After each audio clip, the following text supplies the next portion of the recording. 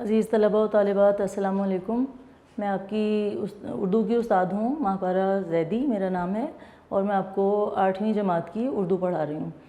آج ہمارا lecture number 5 ہے، یہاں پہ میں نے لکھ دیا، اور لیکچر نمبر 5 شروع کرنے سے پہلے میں لیکچر نمبر 4 جو پہلے آپ نے پڑھا ہے پچھلے لیکچر میں، اس کو تھوڑا سا ریوائز کرنا چاہوں گی، تھوڑا دہرانا چاہوں گی، تاکہ آپ کے ذہنوں میں وہ تمام نکات واضح ہو جائیں، تازہ ہو جائیں، جن کو یاد رکھنا ازحد ضروری ہے۔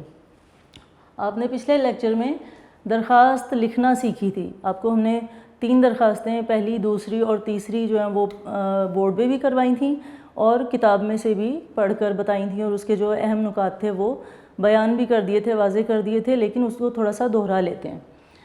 درخواست میں سب سے پہلے موضوع دیا گیا ہوتا ہے کہ کس کے نام لکھنی ہے، کس کام کے لیے لکھنی ہے۔ یہ 2 چیزیں بہت اہم ہیں۔ یعنی آپ کی جو پہلی درخواست ہے اس میں بتایا گیا ہے کہ درخواست لکھنی ہے پرنسپل کے نام، کس لیے؟ وظیفے کے لیے۔ وظیفہ کیا ہے؟ اسکالرشپ، جو آپ کو اچھے نمبر لے کے جب آپ امتحان پاس کرتے ہیں تو اس پہ آپ کو اسکول کی طرف سے کچھ وظیفے کے طور پر پیسے ملتے ہیں، اس کو وظیفہ کہا جاتا ہے۔ تو یہ وظیفے کے لیے درخواست تھی۔ اس میں درخواست میں ہی واضح ہو جاتا ہے کہ کس کے نام لکھنی ہے اور کس لیے لکھنی ہے۔ دونوں چیزیں جو ہیں وہ اس کے عنوان میں ہی کور ہو جاتی ہیں۔ جب آپ درخواست لکھنا شروع کرتے ہیں تو آپ کے ذہن میں یہ ہونا چاہیے، یہ واضح ہونا چاہیے کہ یہ جو درخواست ہے یہ کس کے نام لکھنی ہے۔ جو درخواست کے سوال میں نام دیا گیا ہے آپ انہی کے نام لکھیں گی۔ اگر یہاں پہ پرنسپل ہے تو آپ یہاں پہ پرنسپل لکھ دیں گی، اگر یہاں پر صدر معلم ہے تو صدر معلم لکھ دیں گے۔ تو اس کو شروع کرتے ہیں۔ بخدمت جناب پرنسپل الف ب ج اسکول۔ الف ب ج اس لیے کہ اسکول کا نام ہم کبھی بھی نہیں لکھتے، کیونکہ بورڈ میں آگے جب 9th اور 10th کے امتحانات ہوں گے تو بورڈ کا اصول یہ ہے کہ اس میں اسکول کا نام نہیں بتایا جاتا، تو ہم یہاں پر الف ب ج اسکول لکھتے ہیں، اسکول کا نام نہیں لکھتے۔ اس کے بعد جناب عالی، یعنی جس سے آپ درخواست لکھ رہے ہیں ان کو مخاطب کرنا ہے اور احترام کے ساتھ مخاطب کرنا ہے، تو اس کے لیے لکھا جاتا ہے جناب عالی۔ اور اس کو بھی بتا دیا گیا تھا کہ یہ جناب عالی ہے، لفظ عالیہ یا اعلیٰ نہیں ہے۔ اس پہ ضرور دھیان دیجیے گا۔ کچھ بچے اس کو عالیہ لکھ دیتے ہیں، وہ یہ سمجھتے ہیں کہ خاتون کو اگر مخاطب کر رہے ہیں تو عالیہ لکھنا ہے۔ یہ عالیہ نہیں لکھنا، بلکہ جناب عالی کا مطلب ہے، یہ پورا ایک لفظ ہے اور اس کا مطلب ہے محترم، باعزت، احترام کے قابل۔ تو جناب عالی اور اس کے آگے استجابیہ کی علامت جو ہے وہ ضرور لگائیے۔ اس کے بعد آپ کی جو درخواست ہے اس کو جو درمیان میں جو حصہ ہوتا ہے جس میں آپ لکھتے ہیں کہ یہ درخواست آپ نے کیوں لکھی ہے، اس حصے کو نفس مضمون کہتے ہیں۔ نفس مضمون جب آپ کا مکمل ہو جاتا ہے، آخر میں آپ عین نوازش ہوگی وہ لکھ کر، اور پھر اس کے بعد درخواست گزار لکھتے ہیں۔ یعنی یہ درخواست کس کی طرف سے ہے؟ درخواست گزار کا مطلب ہے درخواست کس کی طرف سے ہے، کون لکھ رہا ہے۔ یہاں پہ آپ لکھیں گے طالب علم جماعت ہشتم فریق اے کی بجائے آپ بی سی کچھ بھی لکھ سکتے ہیں، یا وہ اس میں آپ کوئی نام بھی دے سکتے ہیں، کچھ بھی آپ کو فریق جو ہے وہ لکھنا ہوتا ہے، لیکن اس میں یہ ضروری نہیں ہے کہ جو آپ کا فریق ہے آپ وہی لکھیں، کچھ بھی لکھا جا سکتا ہے۔ طالب علم کے نام کی جگہ جب یہاں پر الف ب ج آ گیا تو اس کو دہراتے نہیں ہیں، بلکہ نام کے بجائے یہاں پہ رے اور زے لکھ سکتے ہیں آپ لوگ۔ جہاں آپ نے جس لائن پہ طالب علم لکھا ہے اسی کے بالکل اسی لائن میں سیدھے ہاتھ پر آپ لوگ تاریخ لکھتے ہیں۔ جیسے آج 23 جون ہے تو 23 جون لکھ دیں، یا کوئی بھی تاریخ ہو تو جس تاریخ کو آپ پیپر دے رہے ہیں، کوئی ٹیسٹ دے رہے ہیں یا امتحان میں بیٹھے ہیں تو آپ وہ والی تاریخ لکھیں گے 23 جون، اور اس کے بعد کوما لگائیں گے اور پھر سن لکھ دیں گے 2020۔ اب تھوڑا سا اس کی جو نمبروں کی تقسیم ہے اس کی طرف چلیں۔ یہ جو آپ نے لکھا ہے بخدمت جناب پرنسپل الف ب ج اسکول، اس کا 1 نمبر ہے، یعنی یہ اس کا پیٹرن ہوتا ہے۔ یہ جو چیزیں میں نے لکھی ہیں چاروں، یہ درخواست کا پیٹرن ہے۔ اس کے 4 نمبر ہوتے ہیں۔ 1 نمبر یہاں پر آپ نے اگر یہ بالکل ٹھیک لکھ دیا ہے تو 1 نمبر آپ کو یہاں سے مل جائے گا۔ یہ والا جو حصہ ہے اس کا بھی 1 نمبر ہے، اور یہ آپ کے جو تاریخ ہے اس کا بھی 1 نمبر ہے، تو یہ کل ملا کر 4 نمبر ہو گئے۔ اس کے بعد یہ جو نفس مضمون ہے، اس کا درخواست جو آپ نے لکھی ہے وہ 6 نمبر کی ہوتی ہے، یہ کل ملا کر 10 نمبر بن جاتے ہیں۔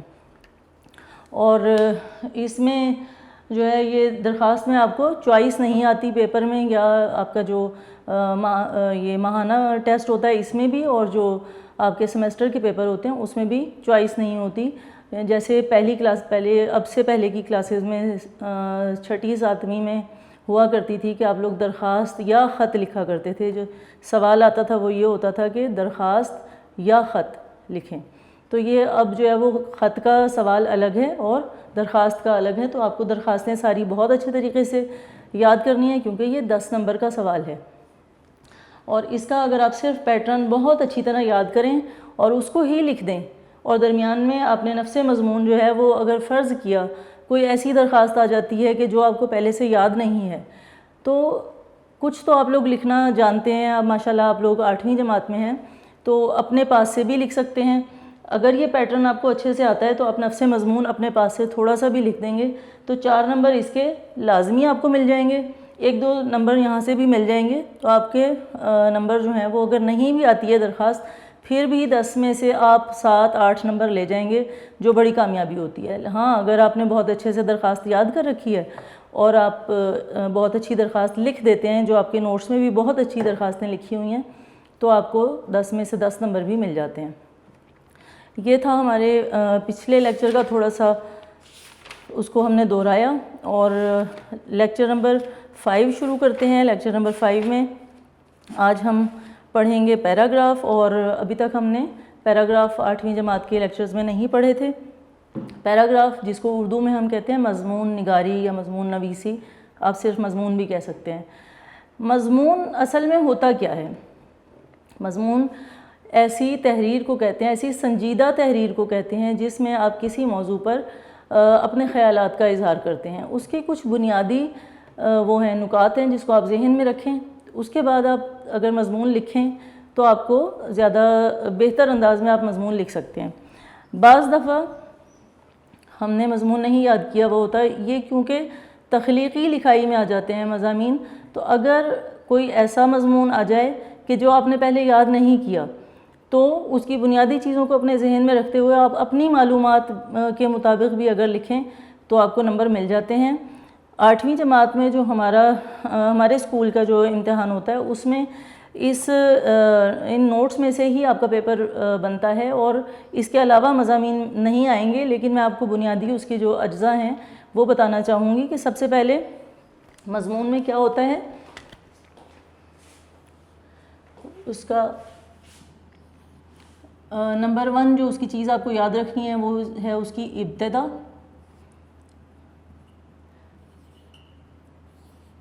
جس میں کیا آ جاتا ہے تعارف، آپ کا جو بھی موضوع ہے اس موضوع سے متعلق آپ کو اس کا تعارف دینا ہوتا ہے۔ اس کے بعد نفس مضمون،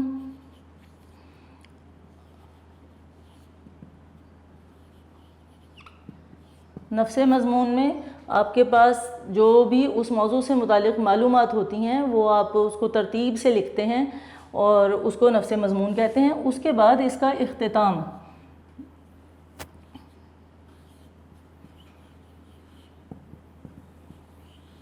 یعنی جب ہم کوئی بات شروع کرتے ہیں، جب ہم ویسے بھی گفتگو کر رہے ہوتے ہیں تو ہم اپنے بات کا کوئی نہ کوئی نتیجہ ضرور اخذ کرتے ہیں۔ ایسا نہیں ہوتا کہ ہم بات شروع کریں اور اس کو پھر درمیان میں چھوڑ دیں۔ اگر ہم درمیان میں چھوڑ دیں گے تو وہ ایک بے مقصد نامکمل بات رہ جائے گی۔ جب تک ہم اسے مکمل نہیں کریں گے، کوئی نتیجہ اخذ نہیں کریں گے، اس کو اختتام اس کا نہیں لکھیں گے تو وہ بات جو ہے وہ اچھی نہیں لگتی۔ اس لیے مضمون کی یہ بنیادی چیزیں ہیں، یعنی اس کی ابتدا آپ کہاں سے کرتے ہیں، اس کا تعارف دیتے ہیں، جو بھی موضوع ہے اس کے متعلق آپ اس کا تعارف تھوڑا سا بتاتے ہیں۔ اس کے بعد نفس مضمون پر آ جاتے ہیں۔ نفس مضمون آپ کے اپنے خیالات اور آپ کی معلومات دونوں ہو سکتی ہیں۔ اگر کوئی ایسا مضمون ہے جس سے آپ موضوع سے اختلاف رکھتے ہیں، یعنی بعض دفعہ ایسے موضوعات دیے جاتے ہیں کہ جس کے متعلق آپ کو اظہار خیال کرنا ہوتا ہے، تو آپ کی رائے جو ہے وہ اس کے خلاف بھی ہو سکتی ہے اور اس کے حق میں بھی ہو سکتی ہے۔ اگر آپ کی جو رائے ہے وہ معتدل ہے، یعنی اس کے خلاف بھی نہیں ہے اور اس کے حق میں بھی نہیں ہے، تو آپ اس کے پہلے جو ہے وہ حق میں دلائل دیتے ہیں، اور اس کے بعد اس کی کچھ اگر برائیاں ہیں یا کچھ اس کے خلاف آپ کی رائے ہے تو آپ اس کو بھی تحریر کر دیتے ہیں۔ مثلاً ایک مضمون ہے شہری اور دیہاتی زندگی۔ تو شہری اور دیہاتی زندگی میں جیسے شہری زندگی ہے اس کے بہت سارے فوائد ہیں، اسی طرح اس کے کچھ نقصانات بھی ہیں۔ اسی طرح جو دیہاتی زندگی ہے اس کے اپنی جگہ بہت سارے فوائد ہیں اور ساتھ ساتھ اس کے نقصانات بھی ہیں۔ تو اب آپ دونوں اطراف کو جو ہے وہ لے کے چلتے ہیں، تو آپ اس کے فوائد بھی بتاتے ہیں، اس کے نقصانات بھی بتاتے ہیں، لیکن اس کے اختتام میں ایک نتیجہ اخذ کرتے ہیں کہ مکمل طور پر نہ تو شہری زندگی بہت اچھی ہے اور نہ ہی دیہاتی زندگی بہت اچھی ہے، لیکن اس کے یہ اچھائیاں اور برائیاں جو ہیں یہ آپ کے سامنے پیش کی گئی ہیں۔ اور میرے خیال میں یا میرے مطابق جو شہر کی زندگی ہے وہ اس لحاظ سے دیہاتی زندگی سے بہتر ہے، اور جو دیہاتی زندگی ہے وہ اس لحاظ سے شہری زندگی سے بہتر ہے۔ تو اس طرح اس کا اختتام ہو جاتا ہے۔ اچھا، اب جب آپ مضمون لکھتے ہیں تو مضمون میں آپ کسی عظیم انسان کا قول بیچ میں اس موضوع سے متعلق اگر ہے تو حوالے کے طور پر آپ کسی عظیم انسان کا قول لکھ سکتے ہیں۔ آپ قرآن کی آیت لکھ سکتے ہیں حوالے کے طور پر۔ ہاں، اگر آپ کو عربی میں آتی ہے چھوٹی سی لکھیے گا، بہت لمبی نہیں۔ اگر چھوٹی سی کوئی آیت آتی ہے آپ اس کو حوالے کے طور پر لکھ سکتے ہیں۔ اگر اس کی عربی نہیں آتی تو آپ قرآن کی آیت کا ترجمہ لکھ دیں تو بھی ٹھیک ہو گیا۔ اس کے علاوہ آپ لوگ کوئی حدیث اگر اس موضوع سے متعلق ہے تو وہ بھی لکھ سکتے ہیں۔ اس سے کیا ہوتا ہے کہ آپ کی معلومات کا اندازہ ہوتا ہے، جو آپ کے پیپر کو چیک کر رہا ہے اس کو، کہ آپ کتنی معلومات رکھتے ہیں اس موضوع سے متعلق، تو اس میں زیادہ اچھا تاثر جو ہے وہ آپ کا جاتا ہے جو شخص پیپر چیک کر رہا ہے اس تک، اور وہ آپ کو زیادہ نمبر دے دیتا ہے، اضافی نمبر مل جاتے ہیں اس کے۔ کسی بھی پیراگراف کو یا مضمون کو شروع کرنے سے پہلے بھی آپ شعر جو ہے وہ حوالے کا شعر لکھ سکتے ہیں اور اس کے بعد مضمون کو شروع کر سکتے ہیں۔ درمیان میں بھی آ سکتا ہے، اور اگر آپ نے شروع میں نہیں لکھا تو کوئی بات نہیں، جیسے آپ پہلا یہاں پر دیکھ رہے ہیں مضمون قائد اعظم، تو اس میں آخر میں اس موضوع کے حوالے سے ایک شعر لکھا ہے، اس طرح بھی لکھ سکتے ہیں، یہ بھی ٹھیک ہے۔ جی، تو شروع کرتے ہیں آج کا پہلا مضمون جو کہ جس کا موضوع ہے قائد اعظم، اور ان کا سب سے پہلے دیکھیے تعارف پیش کیا گیا ہے کہ قائد اعظم کا شمار بر صغیر کی ان شخصیات میں ہوتا ہے۔ بر صغیر پاک و ہند کہلاتا تھا، یہ خطہ جس میں کہ پہلے پاکستان بننے سے پہلے پاکستان، ہندوستان کا جو اس وقت سارا علاقہ ہے وہ، اور بنگلہ دیش، یہ پورا جو ہے جس کو آپ سب کانٹیننٹ کے نام سے جانتے ہیں، یہ بر صغیر کہلاتا تھا۔ جب پاکستان بن گیا تو یہ مشرقی پاکستان اور مغربی پاکستان جو تھے یہ پاکستان کہلائے، اور جو باقی علاقہ تھا وہ ہندوستان کہلایا۔ بعد میں 1971 کی جنگ میں مشرقی پاکستان ہم سے الگ ہو گیا تو وہ ایک نیا ملک بن گیا اور اس کا نام بنگلہ دیش ہوا۔ تو اس طرح یہ جو بر صغیر ہے اس میں 3 ملک ہیں، اب اس وقت اس میں 3 ملک ہیں، بنگلہ دیش، ہندوستان اور پاکستان۔ تو قائد اعظم کا شمار بر صغیر کی ان شخصیات میں ہوتا ہے، ان عظیم لوگوں میں ہوتا ہے جن پر بر صغیر کی اسلامی تاریخ ہمیشہ فخر کرتی رہے گی، یعنی جس کو اسلامی تاریخ جو ہے وہ جس شخصیت پر ہمیشہ ناز کرے گی، فخر محسوس کرے گی، ان شخصیات میں قائد اعظم کا شمار ہوتا ہے۔ آپ نے بر صغیر کے مسلمانوں کو ہندوؤں اور انگریزوں کے تسلط سے نجات دلانے کے لیے جو خدمات سر انجام دی ہیں، تسلط کیا ہوتا ہے؟ کسی کا قبضہ، اس سے نجات دلانا یعنی اسے آزادی دلانے کے لیے جو خدمات سر انجام دی ہیں، سر انجام دینا کسی کام کو کرنا۔ الفاظ کے معنی آپ لوگ ساتھ ساتھ آپ کے جو نوٹس ہیں، یہ آپ کے جو اردو کے نوٹس ہیں اس کا صفحہ نمبر 77 ہے، مجھے یقین ہے آپ لوگوں نے اس کو کھول رکھا ہوگا کتاب کو اور غور سے سن اور دیکھ رہے ہوں گے۔ تو اس میں جہاں جہاں آپ کو مشکل الفاظ لگتا ہے کہ اس لفظ کا مطلب آپ کو نہیں آتا تو اس کے اوپر خط کشید کر لیجئے۔ خط کشید کرنا کیا ہے کہ اردو زبان کا قاعدہ یہ ہے کہ الفاظ جو بھی لفظ آپ کو مشکل لگتا ہے اس کے اوپر لائن لگائی جاتی ہے. یعنی انگلش میں انڈر لائن کرتے ہیں, لفظ کے نیچے لائن لگاتے ہیں, لیکن اردو میں جو بھی مشکل لفظ ہوتا ہے اس کے اوپر لائن لگتی ہے اور اس کو کہتے ہیں خط کشید کرنا. خط کہتے ہیں لائن کو, ایک سطر کو, ایک نشان کو جو ہم نے یہ ایسے لگائی ہے کسی بھی زاویے پر لگائی تو وہ آپ کی کیا ہے, وہ خط ہے. تو ساتھ ساتھ آپ لوگ خط کشید کرتے جائیں اور اس کے معنی میں آپ کو اسی لیے ساتھ ساتھ بول رہی ہوں کہ آپ لوگ لکھتے جائیں گے تو آپ کے لیے اس کو سمجھنے میں آسانی ہوگی, اور جب آپ کی سمجھ میں آ جائے گا تو اس کے دو فائدے ہوتے ہیں کہ ایک تو یہ کہ آپ کی جو لغت ہے یعنی ووکیبلری اس میں اضافہ ہوگا, مزید اچھے الفاظ اس میں شامل ہوتے چلے جائیں گے. جیسے جیسے آپ کی کلاس بڑی ہوتی ہے, یعنی آپ چھوٹی کلاس سے بڑی کلاسز کی طرف جاتے ہیں, ویسے ویسے زبان کا معیار بہتر سے بہتر ہوتا چلا جاتا ہے, بہترین کی طرف جاتا ہے. الفاظ تھوڑے سے مشکل اس میں لکھے جانے شروع ہو جاتے ہیں. وہ کس لیے کہ آپ کی جو زبان ہے وہ بہتر سے بہتر ہوتی جائے. اگر آپ کو زبان کی سمجھ نہ آئے اور آپ ویسے ہی اس کو صرف رٹنا چاہیں تو رٹ تو لیں گے لیکن سمجھ نہیں آئے گی تو لطف بھی نہیں آئے گا اور وہ پھر یاد بھی نہیں رہے گا. اگر آپ سمجھ کے پڑھیں گے تو وہ پھر ہمیشہ یاد رہے گا, خود سے بھی لکھ سکیں گے. کیونکہ یہ ایک تخلیقی لکھائی ہے, اس میں آپ کا جو تسلسل ہے وہ برقرار رہنا چاہیے. الفاظ کا رد و بدل ہو سکتا ہے, لائن آگے پیچھے ہو سکتی ہے. یہ کوئی لگا بندھا اصول نہیں ہے کہ یہ جو مضمون ہے جس لفظ سے شروع ہوا ہے اور جس لفظ پہ ختم ہوا ہے اسی پہ ہوگا تو ہی آپ کا جو مضمون ہے وہ ٹھیک یا صحیح مانا جائے گا. نہیں, آپ اس میں تھوڑا سا اس کو بدل بھی سکتے ہیں, اپنے الفاظ میں بھی لکھ سکتے ہیں. اگر انہی الفاظ میں لکھ لیں جو اس کتاب میں ہیں تو اس کا چونکہ معیار الفاظ کا زیادہ اچھا ہے اس لیے آپ کو زیادہ اچھے نمبر مل جاتے ہیں. تو ہم پڑھ رہے تھے لائن اس کی جو ہے سطر نمبر 2, اس میں ہم پڑھ رہے تھے کہ قائد اعظم نے بر صغیر کے ہندوؤں اور مسلمانوں کو انگریزوں کے تسلط یعنی ان کے قبضے سے نجات دلانے کے لیے جو خدمات سر انجام دی انہیں سنہرے الفاظ میں لکھا جاتا ہے. یعنی تاریخ میں ان کو سنہری الفاظ سے, سنہری الفاظ کا مطلب یہ نہیں ہوتا کہ تاریخ کی کتابوں میں وہ کوئی سنہری رنگ کی روشنائی لے کے اس سے لکھا جائے گا, بلکہ یہ بہت اچھے الفاظ میں جو ہے وہ لکھا جاتا ہے اور اس کی تعریف ہوتی ہے اور وہ اپنا ایک مقام اور مرتبہ رکھتے ہیں اس وجہ سے. تو قائد اعظم محمد علی جناح 25 دسمبر 1876 کو کراچی کے ایک مشہور گھرانے میں پیدا ہوئے. اب یہاں تک ان کا تعارف آ گیا تھا, اب ان کا آگے جو ہے وہ ان کے بارے میں معلومات شروع ہوتی ہیں کہ قائد اعظم پہلے بتایا کہ وہ کون تھے اور اس کے بعد ان کا جو ہے وہ آگے ان کے بارے میں معلومات جو ہیں وہ دی جانے لگیں کہ قائد اعظم محمد علی جناح جو ہیں وہ 25 دسمبر 1876 کو 1876, کچھ بچوں کو اردو کی جو گنتی ہے اس کی سمجھ بھی نہیں آتی تو وہ اکثر پوچھتے ہیں کہ 1876 کیا ہوتا ہے. آپ کی آسانی کے لیے اسی لیے کتاب میں انگلش کی جو گنتی ہے وہ لکھ دی گئی ہے تاکہ آپ آسانی سے اس کو سمجھ لیں.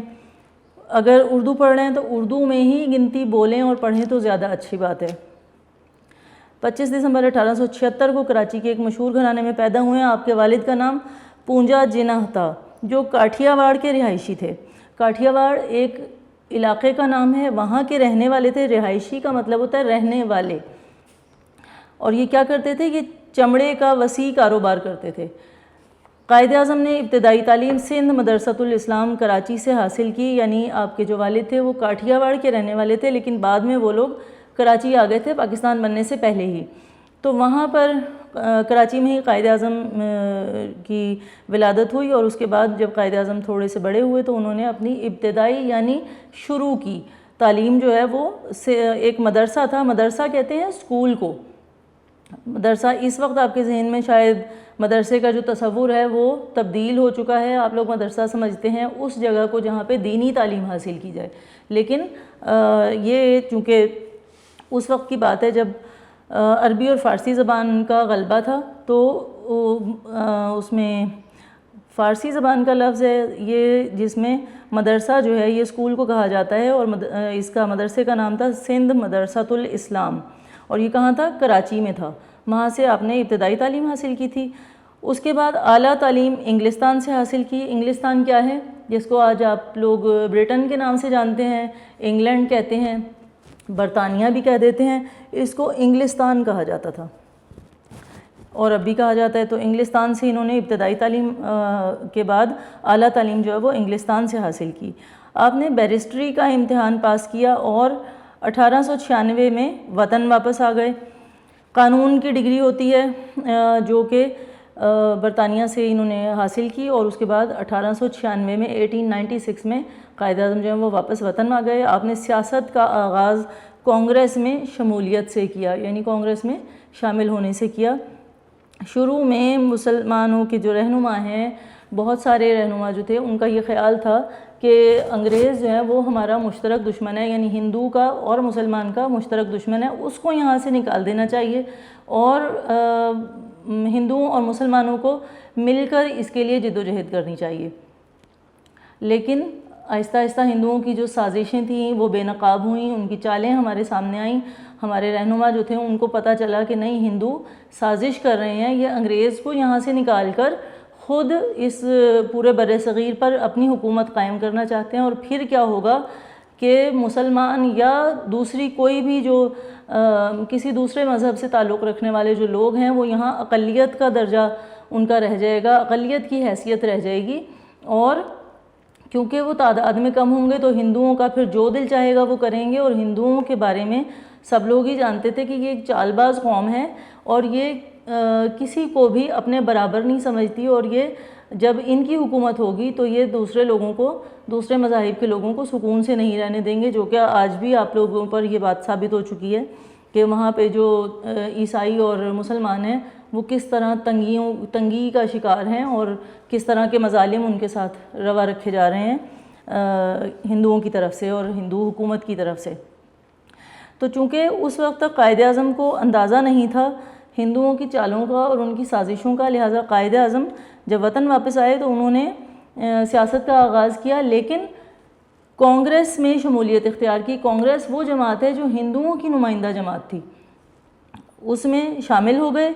اس کے بعد آپ ابتدا میں ہندو مسلم اتحاد کے حامی تھے، جیسا میں نے بتایا کہ شروع میں ہمارے جو رہنما تھے ان کو یہی لگتا تھا کہ انگریز مشترک دشمن ہے، اس کو نکال دیں اور ہمارا وطن ہے، ہم لوگ مل جل کر یہاں پر رہ لیں گے۔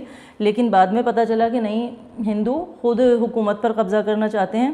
اسی بات کو یہاں پر بیان کیا گیا ہے کہ آپ سے مراد یہاں پر کون ہے؟ قائد اعظم محمد علی جناح۔ ابتدا میں یعنی شروع میں ہندو مسلم اتحاد کیا ہے؟ یکجہتی، ایک ہونا، اس کے حامی تھے، یعنی اس کی حمایت کرتے تھے۔ لیکن جلد ہی آپ کو معلوم ہو گیا کہ کانگریس صرف ہندوؤں کی نمائندگی کرتی ہے اور ہندوستان میں ہندو اقتدار قائم کرنا چاہتی ہے۔ اقتدار یعنی حکومت۔ الفاظ کے معنی کو ساتھ ساتھ لکھتے رہیے گا تاکہ آپ کو آسانی رہے اس کو بعد میں پڑھ کر سمجھنے میں۔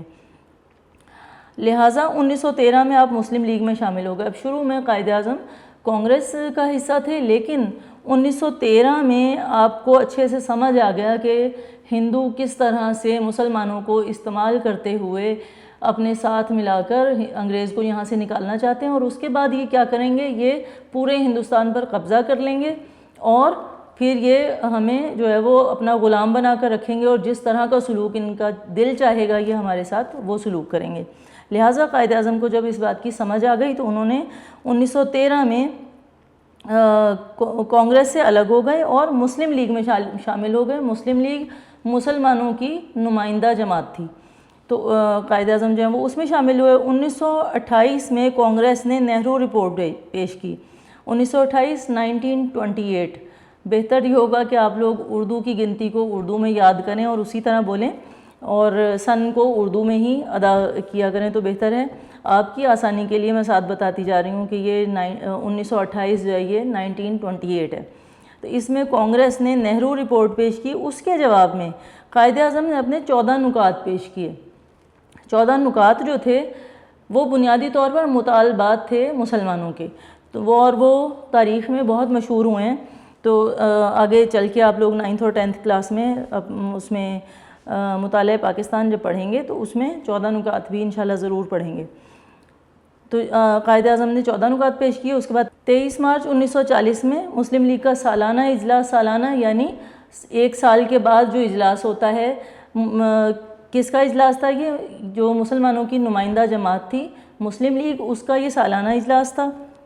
اس میں قرارداد پاکستان منظور کی گئی، یعنی ایک قرارداد پیش کی گئی جس میں جو مسلم لیگ کے جتنے بھی نمائندے تھے، بڑے بڑے رہنما تھے، انہوں نے شرکت کی، اور اس میں یہ قرارداد پیش کی گئی کہ یہ جو قرارداد ہے اس میں یہ مطالبہ پیش کیا گیا کہ پاکستان کا مطالبہ جو ہے وہ ہمیں کرنا چاہیے یا نہیں، یا پاکستان بننا چاہیے یا نہیں، اور وہ جو قرارداد ہے وہ اکثریت سے، بلکہ تمام ہی جو رہنما تھے انہوں نے اس کے حق میں ووٹ دیا، اور یہ جو قرارداد تھی یہ منظور ہوئی۔